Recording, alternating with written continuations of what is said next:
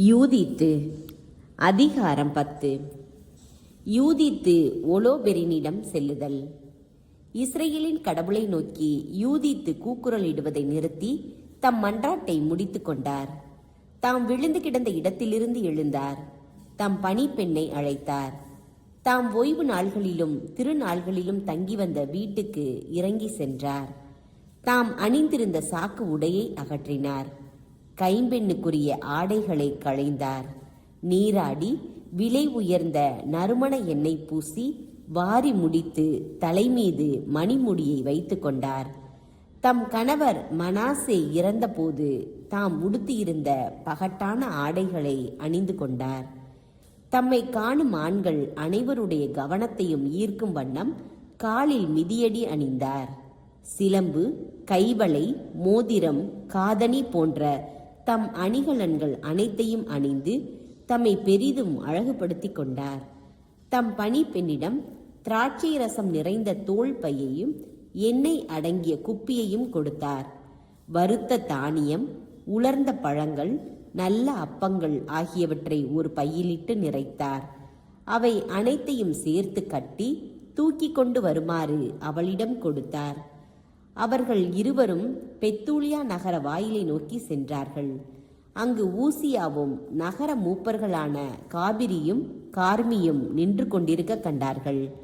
இவர்கள் யூதித்தின் முகத்தோற்றம் வேறுபட்டிருப்பதையும் வழக்கத்திற்கு மாறாக ஆடை அணிந்திருப்பதையும் கண்டார்கள்.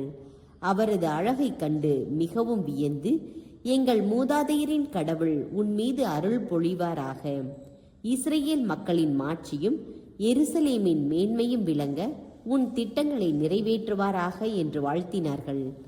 யூதித்து கடவுளை தொழுத பின் அவர்களிடம், நகர வாயிலை எனக்கு திறந்து விடுமாறு கட்டளையிடுங்கள். நீங்கள் என்னிடம் கூறியவற்றை நிறைவேற்ற நான் வெளியே செல்வேன் என்று வேண்டினார். அவர் கேட்டுக்கொண்டபடி அவருக்கு வாயிலை திறந்து விடுமாறு மூப்பர்கள் இளைஞர்களுக்கு கட்டளையிட்டார்கள். இளைஞர்களும் அவ்வாறே செய்தார்கள். யூதித்து வெளியே செல்ல அவருடைய பணிப்பெண்ணும் அவரோடு சென்றாள். மலையிலிருந்து கீழே இறங்கி பள்ளத்தாக்கை கடக்கும் வரை நகர மாந்தர் அவரையே பார்த்து கொண்டிருந்தனர். அதன் பின் அவரை அவர்களால் காண முடியவில்லை. பெண்கள் இருவரும் பள்ளத்தாக்கில் நேரே சென்று கொண்டிருந்தார்கள். அப்பொழுது அசீரியர்களின் சுற்றுக்காவல் படை யூதித்தை எதிர்கொண்டது. அவர்கள் யூதித்தை பிடித்து, நீ எந்த நாட்டை சேர்ந்தவள், எங்கிருந்து வருகிறாய், எங்கு செல்கிறாய் என்று வினவினார்கள். அதற்கு அவர், நான் ஒரு எபிரேய பெண், ஆனால் எபிரேயர்களிடமிருந்து தப்பி ஓடிக்கொண்டிருக்கிறேன். ஏனெனில் அவர்கள் உங்களுக்கு இரையாக போகிறார்கள்.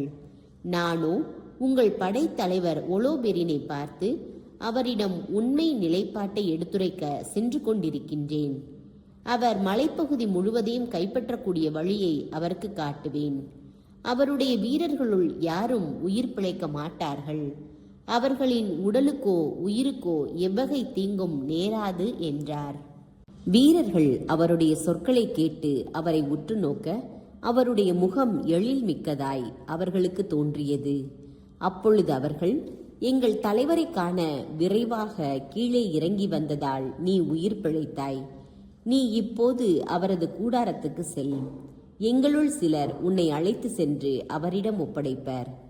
நீ அவர் முன் நிற்கும்போது அஞ்சாதே. நீ எங்களிடம் சொன்னதையே அவரிடம் தெரிவி.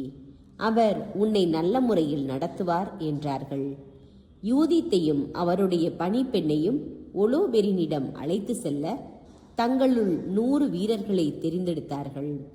இவர்கள் பெண்கள் இருவரையும் ஒலோபெரினுடைய கூடாரத்திற்கு அழைத்து சென்றார்கள். யூதித்தின் வருகையை பற்றிய செய்தி பாளையம் முழுவதும் பரவியதால் எங்கும் ஒரே பரபரப்பாய் இருந்தது. வீரர்கள் வந்து அவரை சூழ்ந்து கொண்டார்கள். அவர் ஒலோபெரினின் கூடாரத்திற்கு வெளியே காத்திருந்தார். அவரை பற்றி அவனிடம் தெரிவித்தார்கள். அவர்கள் அவரது அழகை கண்டு வியந்தார்கள். அவரை முன்னிட்டு இஸ்ரேல் மக்களை பற்றியும் வியந்தார்கள். இத்தகைய பெண்களை தங்களிடையே கொண்டிருக்கும் இந்த மக்களை யாரே எளிவாக கருதுவர்? இவர்களுள் ஓர் ஆணை கூட உயிரோடு விட்டு வைப்பது நல்லதன்று.